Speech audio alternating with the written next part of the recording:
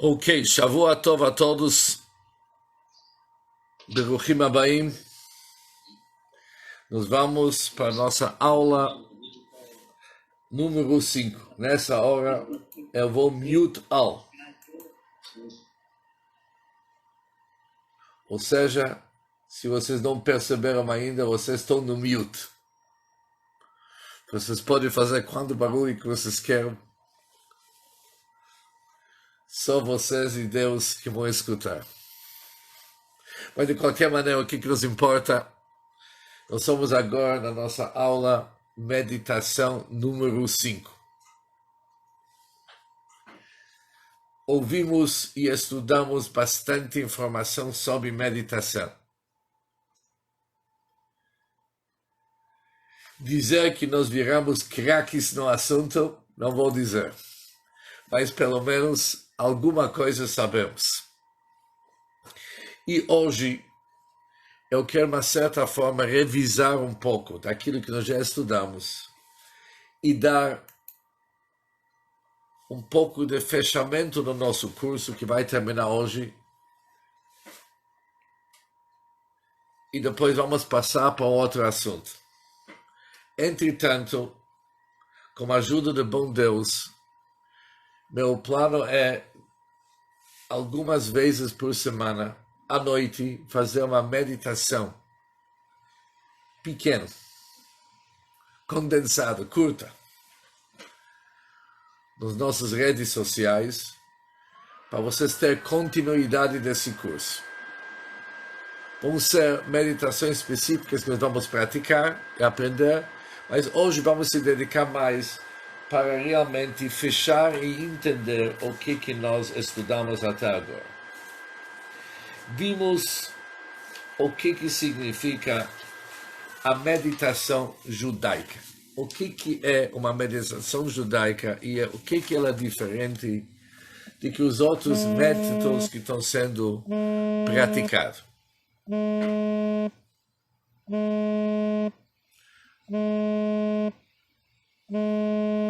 Vocês estão me ouvindo bem?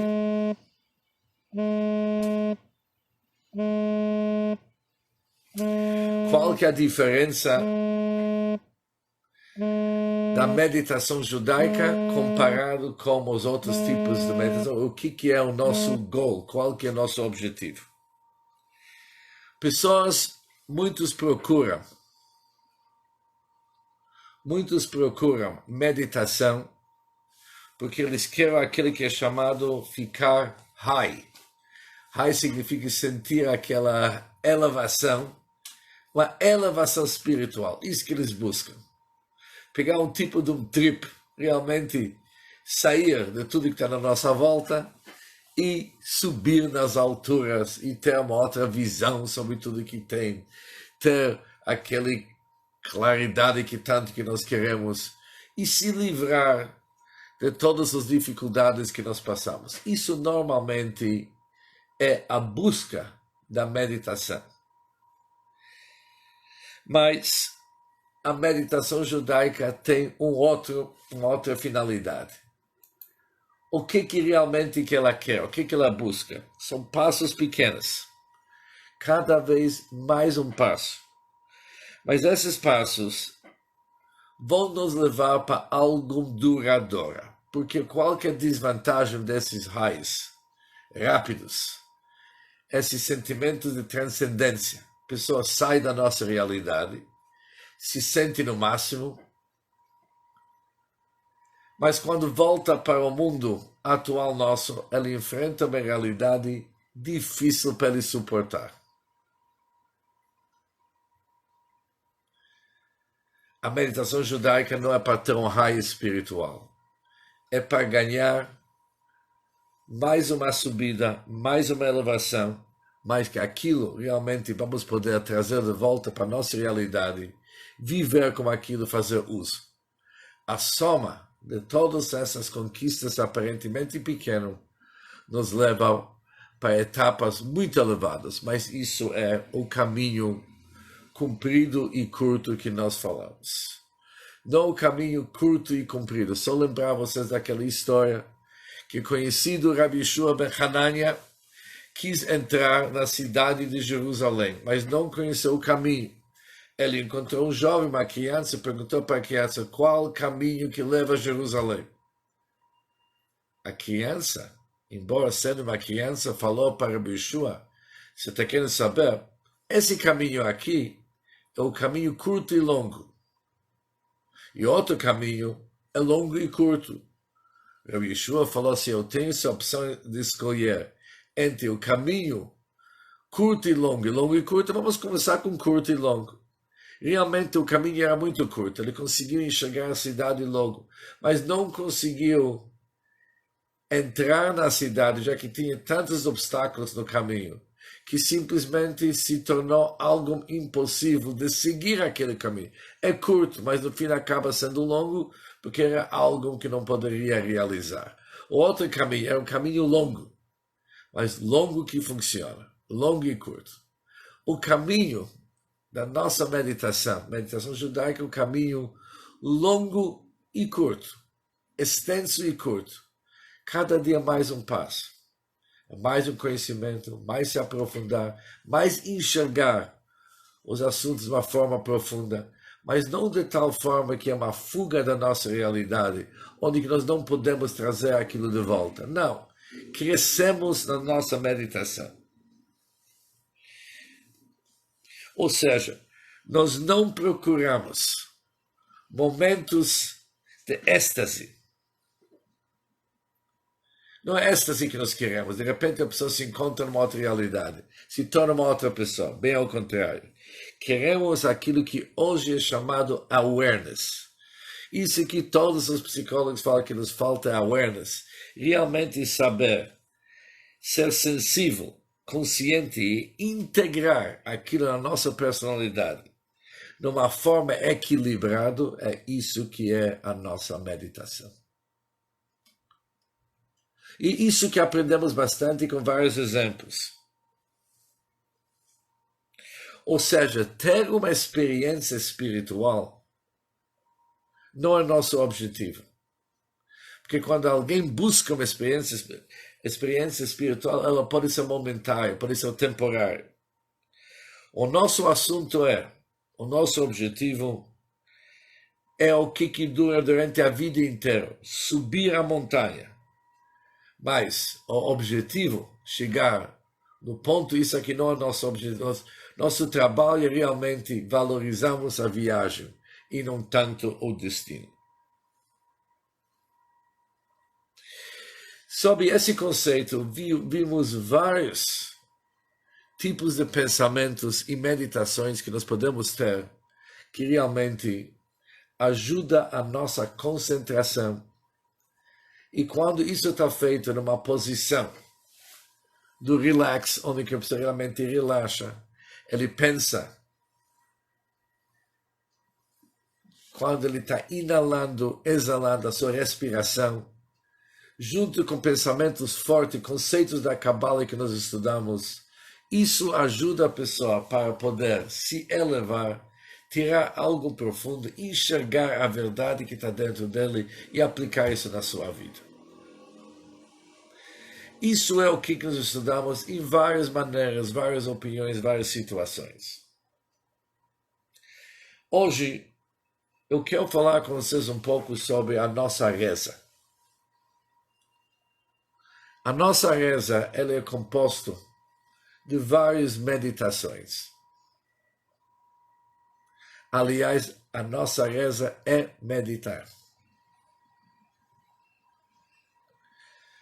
E vamos pegar uma reza agora e se aprofundar nela e ver como que ela é uma verdadeira contemplação, meditação, qual que é a mantra envolvida e como que isso pode nos ajudar para realmente ter um objetivo bem equilibrado, onde que nós vamos conseguir aplicar aquilo que nós meditamos. Vamos agora pegar o exemplo número 1 da nossa noite. O costume de manhã, que assim que uma pessoa se acorda de manhã, antes dele ainda lavar suas mãos, acabou de se acordar, Antes de lavar suas mãos, cada um de nós tem que fazer uma berachá. Uma berachá é uma benção. O que devemos falar? Devemos agradecer a Deus, mas tem palavras específicas que nós vamos falar e vamos tentar entender essas palavras. Declaramos: dou graças a ti, Rei vivo e eterno, já que você com misericórdia restaurou minha alma dentro de mim. Tua fidelidade é grande. Isso falamos todos os dias de manhã. Já que de manhã, quando eu falo essa reza, eu falo em hebraico, por isso me demorou um pouco para falar isso aqui em português correto. Mas de qualquer jeito é o seguinte: agradecemos Deus, a gente dá graças a Deus. Deus é Rei vivo e eterno, que Ele devolveu nossa alma com misericórdia. E falamos para Deus: tua fidelidade é grande. O que tipo de reza é isso aqui?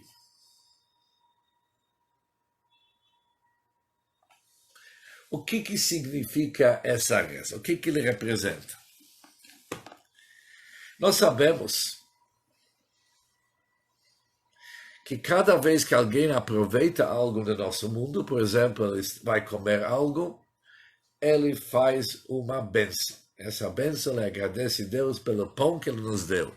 Ele agradece a Deus pelo vinho que nós tomamos. Ele agradece a Deus pela fruta que ele está com. Cada vez antes de aproveitar algo do nosso mundo, devemos fazer uma bênção. Agora, quando alguém se acorda de manhã, ele também tem que fazer uma bênção, ele tem que agradecer a Deus. Mas o que ele está agradecendo? Ele está agradecendo o fato que Deus devolveu a sua alma para ele. Antes ele estava dormindo, a alma não está bem investida no corpo quando a pessoa dorme. Quando ele se acorda, ele está ciente, graças a Deus. Olha, mais um dia, Deus me deu um dia. Ele sente vida, ele tem que ficar super alegre. A vida tem que proporcionar alegria para a pessoa. E já que ele percebe que Deus deu para ele a vida, o que ele faz? Ele agradece. Que tudo que Deus nos dá, e quando aproveitamos, devemos agradecer. Mas aqui temos um assunto que é interessante. Quantas vezes ouvimos as pessoas que se acordam de manhã e eles não sentem alegria? Se eles poderiam, eles iam dormir quem sabe quantas mais horas. Eles não têm o ânimo. Não têm alegria suficiente na vida para sentir que aquilo que eles receberam é um presente de Deus. Mas aqui percebemos que isso aqui é um gravíssimo erro. A vida por si é algo que deve nos trazer alegria. E isso é algo que logo uma pessoa de manhã tem que pensar. Ele tem que pensar o seguinte: Deus me deu a vida. Será que eu entendo, sinto que a vida é um presente?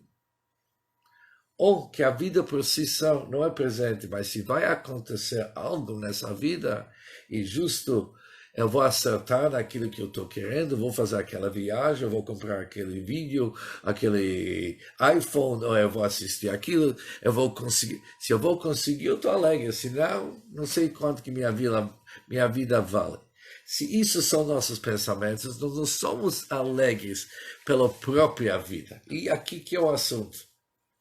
Uma pessoa tem que sentir alegria pela própria vida. E o momento é quando ele se acorda de manhã.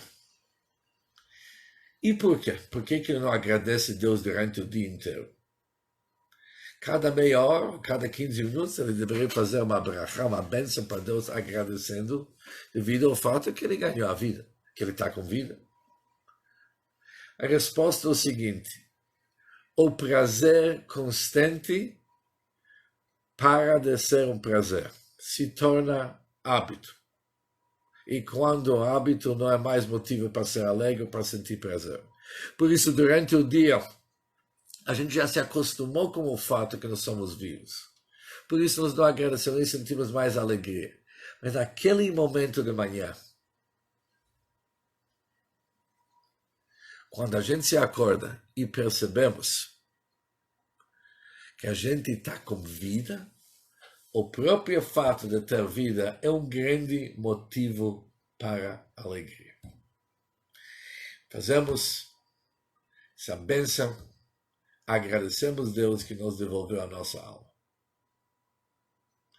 A gente para de pensar, será que isso é uma reza? Ou junto com essa reza, com esse agradecimento, temos aqui uma profunda meditação. Uma profunda meditação. Por quê? Quantas vezes que nós paramos de pensar que a vida é nosso maior presente? A gente pensa sobre isso quando a gente corre um perigo, enfermidade. A gente começa a valorizar a vida. Mas a gente se acorda de manhã, pensamos, uau, Deus nos deu a vida. Que maravilha, que alegria. Nada se compara com a alegria da vida. Porque se não tem vida, não tem nenhuma outra alegria, obviamente. Isso é a base de tudo, é a fonte de tudo.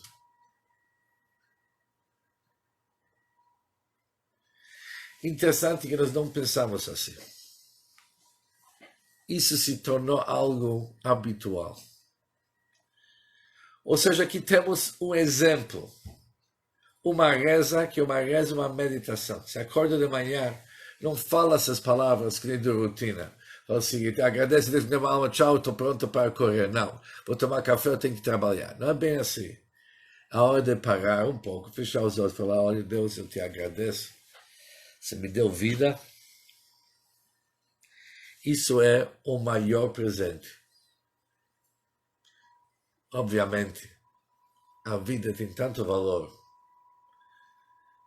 Eu não vou perder essa sensação, valorizando a vida, buscando coisas pequenas, me alegrando com coisas pequenas, me satisfazendo com coisas pequenas. Não.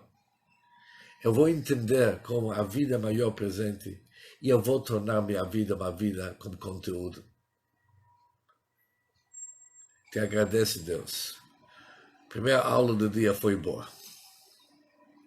Se começarmos nosso dia assim, o dia vai diferente. Isso é apenas um exemplo. Assim, o nosso dia a dia, o nosso dia é cheio de oportunidades para meditações. Estava lendo os livros de um grande cabalista chamado Rabino Ginsburg, livros ótimos, onde que ele montou a seguinte meditação. Agora vamos para a meditação número 2 hoje à noite.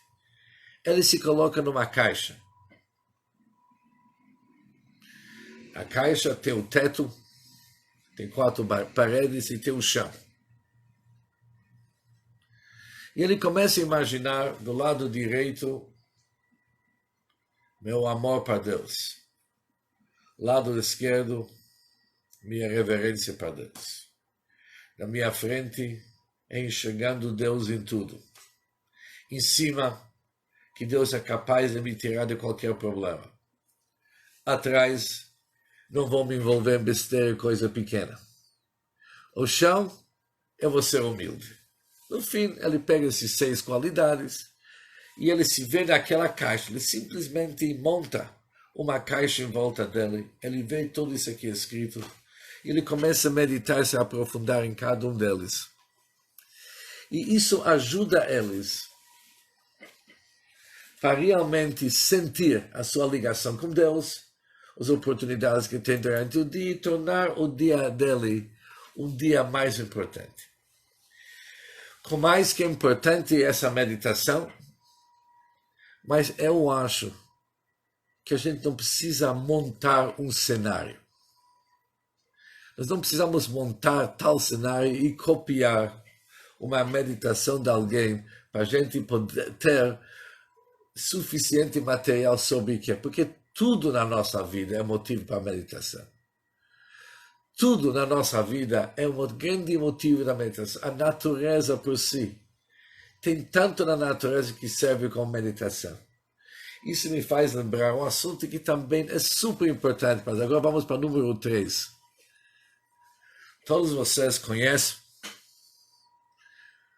o assunto do Noé com dilúvio, no início da Bíblia. O mundo se tornou um mundo corrupto. E Deus falou, olha, não foi bem nisso que eu quis. Eu esperei mais do ser humano. Mas esse ser humano é fraco. Temos que destruir o homem na face da terra e construir uma pessoa diferente.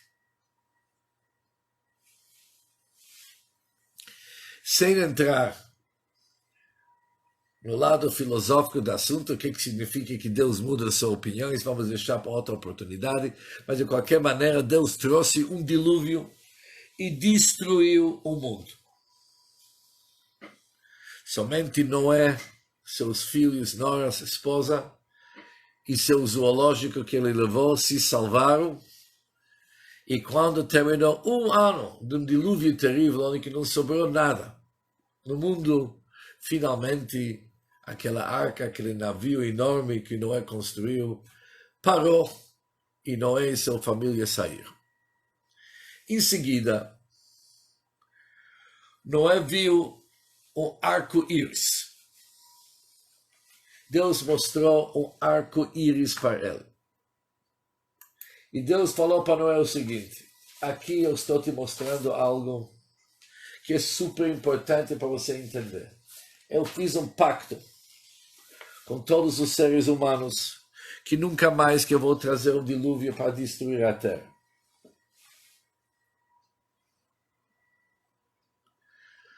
Mas se vai acontecer algo no mundo, que eu vou ver que os mundos não estão se comportando, e vai subir na minha vontade para mais uma vez destruir o mundo, quando eu vou ver o arco-íris no céu, eu vou me lembrar desse pacto que eu tenho com o mundo para nunca mais destruir o mundo. Isso são versículos que encontramos na Bíblia. Quando nós saímos fora, olhamos no arco-íris, o que cada um de nós fala? Uau, que combinação de cores, tão bonito. Tem aquele vermelho, tem laranja, amarelo, verde, azul, tem aqueles 6, 7 cores. Algo super bonito. Super bonito. Mas se queremos um pouco se aprofundar nesse assunto chamado arco-íris, o que ele nos ensina? Nós vamos ver que aqui tem uma meditação enorme. Quando alguém vê o arco-íris, é bom ele sentar, se aprofundar, entender o que aconteceu aqui. E logo ele vai ver que tudo vai mudar depois dessa meditação. Apesar de que o arco-íris ser um fenômeno totalmente natural, o que é o arco-íris? Que raios do sol, eles passam via gotas de água, que são suspensos na atmosfera. Tem gotas de água, gotículos, hoje se fala, de água, que são suspensos na atmosfera. E quando os raios do sol passam por aqueles gotículos, aqueles, claro como cristal, gotas, eles vão refratar, vão revelar aquela luz, liberando um espectro de cores e exibindo aquela arca tão bonita que nós enxergamos. Isso é o arco-íris. Obviamente, quem estuda Cabala, eles sabem que aquelas cores correspondem com 7 atributos de Deus, que cada atributo de Deus tem uma outra cor, mas isso é uma outra conversa. o que ele vê? Ele vê aqueles cores tão bonitos. Nós sabemos que o físico e o espiritual são interligados. É interessante que antes do dilúvio não havia um arco-íris. Deus colocou arco-íris no céu apenas após o dilúvio, como um sinal daquele pacto que ele fez com todos nós, com tudo que foi criado. Isso demonstra o pacto que Deus fez com nós. Na realidade, no mundo que Deus criou, o físico e o espiritual são interligados. Isso que existe essa mudança na natureza física do mundo, que somente agora, após o dilúvio, que nós temos o arco-íris, isso nos demonstra a grande diferença que tem no mundo, espiritualmente, como que ele era antes do dilúvio e depois do dilúvio. E depois vamos ver como que isso vai servir como uma grande meditação para nós. Como que era o mundo antes do dilúvio? Sabemos que naquele tempo as pessoas viveram muito tempo. Se olharmos na Bíblia, independente das dificuldades que tem como que entender, mas o que está escrito, as pessoas viveram, tipo Noé mesmo, ele viveu 950 anos. O homem que tinha mais idade naquele tempo era uma pessoa chamada Metusela. Ele viveu 969 anos. Uau! Quase 1000 anos que um homem viveu. Também era um momento que o Zohar diz, antes do dilúvio, que era um mundo muito feliz. Saúde e prosperidade era de graça. E Deus não fez conta se merece ou não. Ele deu tudo com abundância. Era um mundo free for all. Todo mundo aproveitar. Após o dilúvio, percebemos um declínio no tempo. Quando as pessoas viveram, 10 gerações depois, nosso patriarca Abraão, com 100 anos, já é um homem considerado velho. Isso é uma diferença. Tem mais uma diferença. Após o dilúvio, de um lado, o mundo ganhou uma certa estabilidade. Deus jurou que nunca mais que ele vai destruir toda a humanidade da forma que ele fez com o dilúvio. Deus fez uma promessa e jurou, nunca mais vou destruir o mundo por causa do ser humano. Ou seja, o mundo não depende mais, diz Deus, sobre o comportamento do ser humano. Isso vai ser uma decisão que outros fatores vão entrar em consideração. Ou seja, em palavras da Cabala, após o dilúvio, que é a nossa realidade, é um tipo de mundo que Deus deseja, independente do que nós vamos fazer. Ali é interessante no Zohar que poucos conhecem. Isso foi o que Deus jurou. E isso é o arco-íris. O que o arco-íris diz o Cabala? Quando, hoje, sobemos gotículas de água,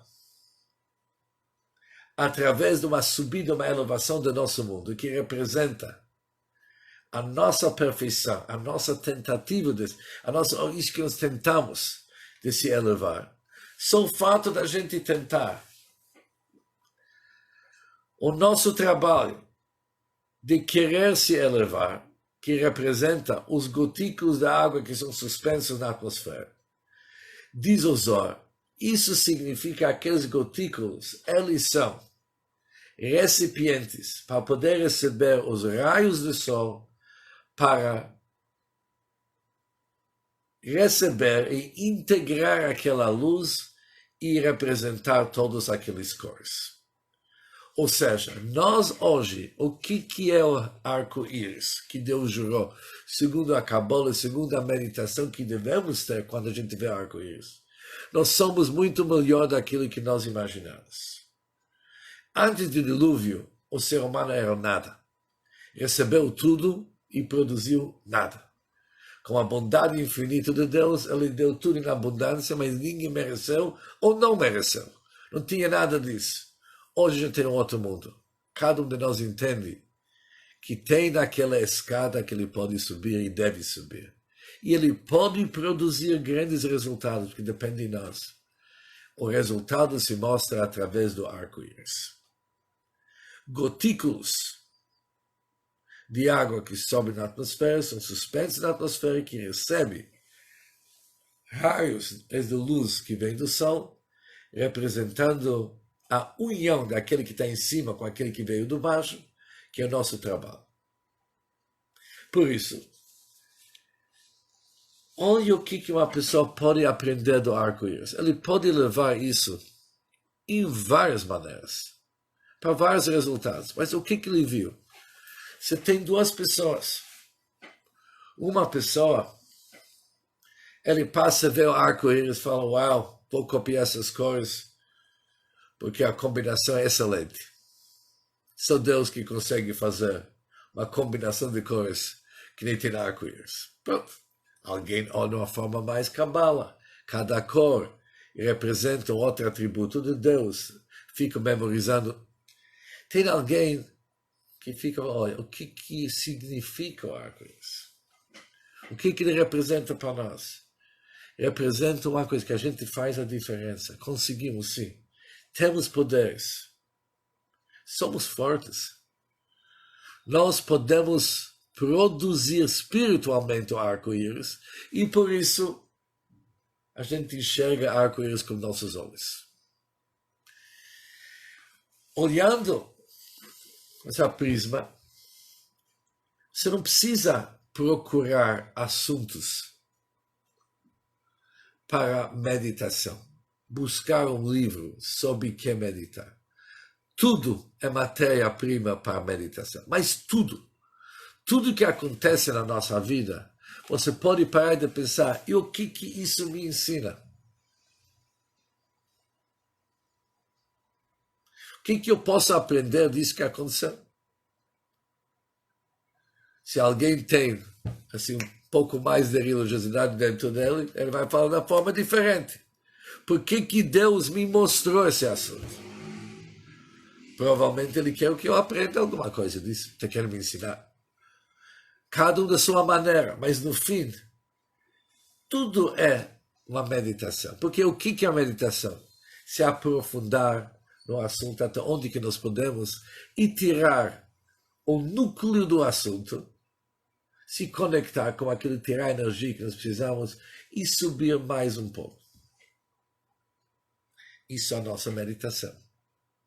Ou seja, de tal forma que tudo é uma meditação. Voltando aquilo que falamos da alegria, idem é uma pessoa que falou aquela bênção de manhã que nós falamos, entendendo como a vida é o maior presente de Deus, ele vê alegria em tudo.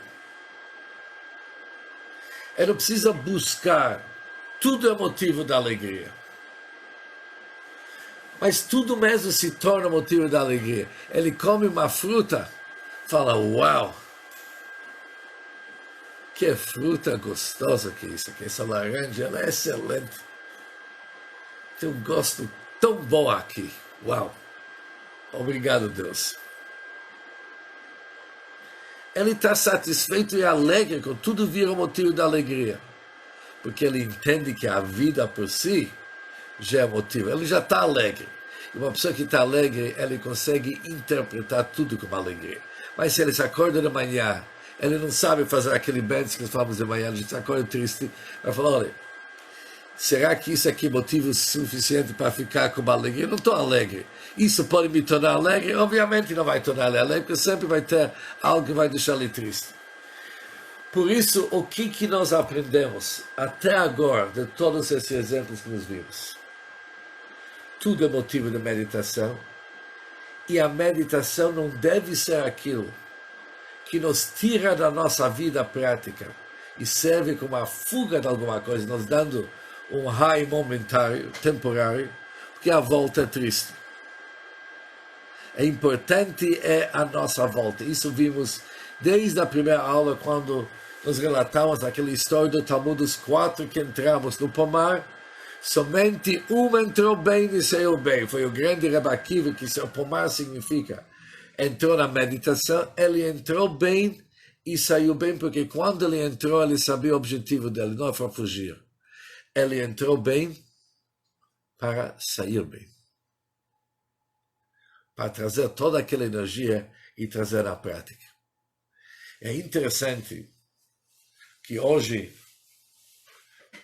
a data hebraica é um dia muito festivo, porque foi a libertação aquele quem construiu, quem fundou o movimento do Chabad, o movimento Chabad Lubavitch, onde muitos de nós participamos. E ele, numa das suas cartas, ele diz o seguinte: a reza por si é uma fuga. Muitas pessoas, durante a reza deles, eles sobem muito elevado, eles se unem com Deus, negam o mundo.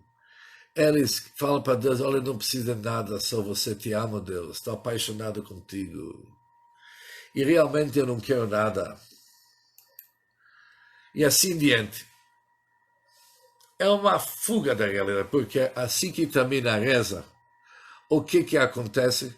Ele volta para a realidade do mundo e tudo aquilo que ele pensou foi passageiro.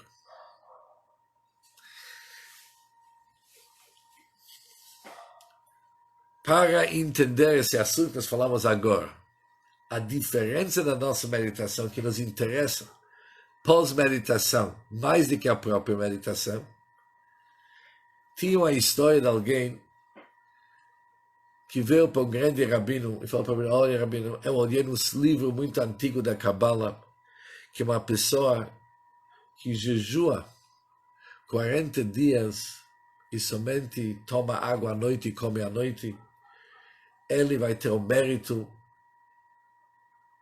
de se conectar com Deus de uma forma totalmente elevada. E o rabino falou para ele: veja bem, meu amigo, eu quero te falar alguma coisa.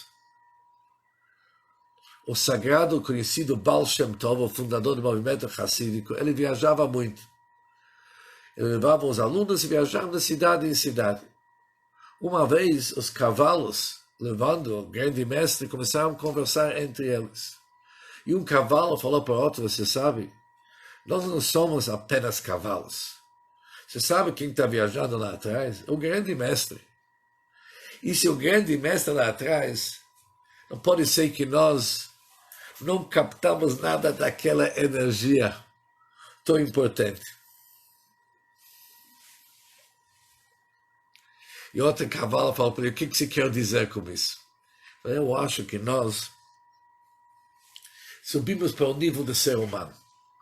Talvez temos o corpo de um cavalo, mas por dentro temos uma alma de ser humano. Senão a gente não ia poder levar o mestre tão grande. Se isso é nosso mérito, subimos o nível. Outro cavalo falou: sabe o quê? Eu concordo. Somos gente agora, seres humanos. Viajaram mais um pouco e o primeiro cavalo decidiu: olha, não acho que subimos mais um nível. Não somos mais do que seres humanos. Nós somos anjos. Anjos do corpo de um cavalo. O outro cavalo não ficou muito convencido, mas falou: olha, se isso te agrada tanto, estou de acordo. Pronto. Somos agora, viramos anjos. E assim cada vez ele foi subindo de nível em nível, conversando com seu amigo, até que chegava no destino. Quando chegava no destino, aconteceu algo interessante. O mestre, o Baal Shem Tov e seus alunos entraram para descansar, entraram no quarto para rezar, fazer aquilo que eles fizeram. Os cavalos foram para o estábulo, onde que deram para eles comer capim e tudo que o cavalo come. E eles voltaram a ser cavalos. Diz aquele mestre para o aluno que falou para que ele está jejuando, falou: olha, isso que você está jejuando não te tornou uma pessoa melhor, porque quando você volta para a realidade, você volta a ser aquela mesma pessoa, se não pior daquilo que você era antes. Nunca que uma fuga da realidade nossa é o nosso objetivo. Ao contrário, aquela energia, aquelas declarações, sentimentos do amor, agradecimento, lucidez que ganhamos durante a nossa reza, quando terminamos a reza, pegamos aquela energia e falamos assim, e o que nós vamos fazer com aquilo? Quando vamos sair da reza, nosso bom dia para uma outra pessoa tem que ser um bom dia para outra. Nosso amor perante outra pessoa tem que ser totalmente diferente. O valor que nós vamos dar para a nossa vida é diferente. Nós não vamos se perder em coisas pequenas, minúsculas. Raiva? Por quê? Baixa autoestima, não é como nós somos gente ligada com Deus. Nós vamos pegar toda aquela energia, trazê-la para o nosso dia a dia. Isso é o objetivo da nossa meditação. Tudo bem, durante a meditação tem processo. Devemos pensar na nossa respiração, entrada e saída, nova energia, reciclar a energia que entra. Podemos pensar no nosso pulso, que nós estudamos tanto, as batidas do pulso. Podemos pensar como Deus criou o mundo a cada instante. Podemos pensar por todas aquelas meditações que nos vimos. Mas aquilo vai nos trazer ao quê? Nós vamos sentir uma energia forte. Nós vamos entrar nos momentos de lucidez, momentos de grandeza. Nós vamos ver que a gente perde muito tempo com assuntos que realmente não vale a pena dar toda aquela atenção que a gente dá. Nós vamos valorizar a própria vida nossa. Nós vamos ver que a vida é um presente. É no presente e é um presente. E vamos agradecer a Deus por aquilo. E nós vamos olhar para o dia que vem à nossa frente de uma outra maneira. Tudo isso aqui faz parte de uma meditação de manhã. Ou seja, não precisa fazer tudo num dia. Podemos dividi-lo em vários dias, que não, senão ninguém trabalha. Mas o que eu estou querendo dizer com isso? A nossa meditação tem que ser a nossa. Temos que falar com nós mesmos. Não adianta tirar uma meditação de um livro e tentar copiar aquilo, que não vai funcionar. Temos que nós se aprofundar no assunto. Nós que devemos ficar conectados com aquilo. Nós temos que integrar aquele assunto. E, acima de tudo, cabe a nós pegar aquela energia e logo trazer aquilo na prática, e não esperar. Idem. Percebemos como nossas rezas à noite são cheias de meditações. Não sei quantos de vocês lê à noite Shema Israel, que é a reza mais importante que nós temos, escuta Israel, Deus nosso Deus, Deus eu. Mas antes de falar essas palavras, tem uma reza pequena que todos devem fazer. Deus, dono do mundo, eu perdoo toda e qualquer pessoa que me causou sofrimento, que me envergonhou, que se vingou contra mim, que fez atitudes para me deixar triste. Eu lhe perdoo. Eu peço para você, Deus, para não castigar ninguém por minha causa, já que eu abri mão. Ao contrário, peço para você, Deus, perdoar todos e me perdoar. Entre as palavras tem o seguinte: não somente uma pessoa tem que perdoar os outros, ele tem que se perdoar. E somente após de falar essa reza, falamos, escuta Israel, Deus é nosso Deus, Deus é um. Tantas pessoas falam essa reza, elas não param de pensar que aqui não é uma reza, não é apenas uma declaração. Aqui tem uma meditação super, super importante. Hoje, quase todos estão sofrendo que não estão dormindo bem à noite. Sono não está bom. Sonhos que atrapalham. Se acorda várias durante a noite. Sono irregular, assim diante. Essa reza responde muito. À noite, antes de dormir, que algumas coisas que temos que fazer segundo a Kabbalah e segundo a meditação da noite. Se você tem rancor contra alguém, não vai dormir assim. Porque aquele sujeito vai te perturbar a noite inteira, não vai te deixar dormir. Você convidou ele e ele não vai sair quando você vai querer. Ele mora na tua cabeça e não paga aluguel. Ele está lá para te tormentar a noite inteira. Você não vai dormir sossegado.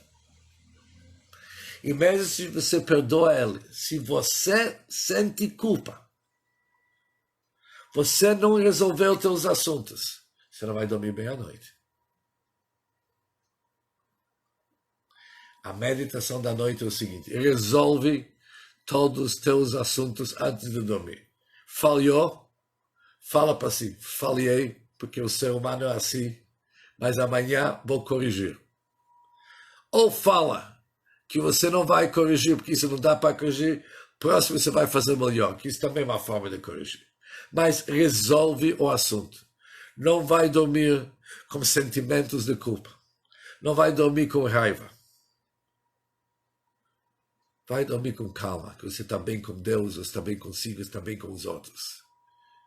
Sentimentos de amor e compaixão. Deixa uma pessoa numa boa, que ele dorme à noite, sono excelente. Mas isso é uma meditação. Tem pessoas que confundem o assunto, eles acham que isso aqui é algo que tem que ser dito, entendendo ou não, porque é uma obrigação. Não, aqui não é apenas uma obrigação de falar, é uma obrigação de falar, sentir, entender e realizar, porque é uma meditação. Muitas das nossas rezas são meditações para resolver assuntos específicos para dar um resultado diferente. Por isso, nós não vamos perder tanto tempo o que está em volta, os tipos de meditação que tem, até quando que uma pessoa pode se desligar e transcender a sua realidade, onde que ele pode viver momentos de um high espiritual, que muito meditação em volta disso, aquele que ele chama que as meditações transcendentais, onde que uma certa fuga da nossa realidade, que apesar que isso também tem seu mérito, que se uma pessoa consegue fugir por algum tempo da sua dificuldade, isso por si já me ajuda, mas não ajuda tanto dessas meditações que são nossas, que tem um plano, que esclarece para nós, nos deixa com lucidez, nos deixa com equilíbrio e nos ajuda para continuar nosso dia a dia com prazer e com alegria. Obviamente, existem vários outros exemplos, e são muitos exemplos, como que nossas rezas e muitos que acontecem na nossa vida servem. Só trouxe alguns exemplos, porque esse curso, parte número 1 da meditação, que se subdivide em 5 capítulos, terminamos hoje. A partir da semana que vem, nós vamos entrar com novos assuntos, mas vamos continuar meditações da mesma forma que nós temos diariamente o pensamento do dia de manhã e o dito do dia, que demora apenas 10 minutos e está nos ajudando para entrar no foco e começar nosso dia com mais alegria, mais bem-estar e se sentindo com mais coragem para enfrentar as nossas dificuldades. Assim também vamos começar algumas vezes por semana, eu ainda vou avisar a programação, de ter meditações noturnas. E eles vão nos ajudar, principalmente, para ganhar calma. Calma. Porque à noite, as pessoas têm que descer um pouco. Take it easy. Tem que parar aquele movimento. Calma. E para ter essa calma, a gente tem que se livrar desse excesso da bagagem que nós começamos à noite. Mas a meditação da noite tem mais um ingrediente que eu esqueci de mencionar. Não se deve ir dormir à noite sem pensar das coisas alegres que aconteceu durante o dia. E tem tanta coisa alegre. Um beijo de uma criança. Laranja que nós comemos. E vários outros assuntos que eram tão prazerosos. uma boa palavra que nós recebemos de um amigo, um sorriso que recebemos de alguém, tudo nos traz alegria. Será que a gente lembra disso? À noite é para se lembrar. Vai dormir com prazer, com alegria. Tira esse excesso de bagagem que não serve. Vê a vida como o maior presente de Deus. Tudo isso aqui são meditações para cada um com a sua linguagem. E dedicando tempo para isso. Porque a memória nossa é tão fraca. Aquele que é bom a gente esquece logo. Aquele que é ruim, a gente arquiva de uma forma organizada. Isso é ruim. Por isso precisamos essas meditações para realmente escolher o que vai ganhar mais espaço na nossa mente e o que vamos até descartar se nós podemos. Desejo a todos vocês uma boa noite mesmo, com boas meditações. Vamos em frente e, se Deus quiser, cada vez vamos exigir de nós mais, porque temos a capacidade. Vivemos após o dilúvio. Os gotículas da água que sobem, tudo que sobe no nosso mundo é cristal, transparente como cristal. Recebe uma inspiração divina, porque nós somos divinos. Somos muito melhor daquilo que nós imaginávamos. Temos a tendência de se abaixar, falar que nós somos ruins, péssimos. Não. Fomos criados na imagem de Deus e temos uma capacidade infinita. Mas para sentir isso, meditação e cabala. Boa noite a todos. Shavua Tov, Rabino. Shavua Tov. Obrigado. Shavua Tov. Shavua Tov, Rabino. Shavua Tov. Boa noite, obrigada, Rabino. Boa noite.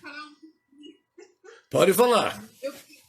Eu queria falar um pouquinho. Você sabe que eu adoro falar. Eu fico ansiosa por esse domingo para a gente conversar um pouquinho, Rabino. Tá bom, pode falar. Não, eu queria que o senhor falasse. Só me dá um segundinho, porque eu tenho que desligar aqui o Instagram. Lógico, Rabino, lógico. Só um minutinho, para eu fazer isso certo.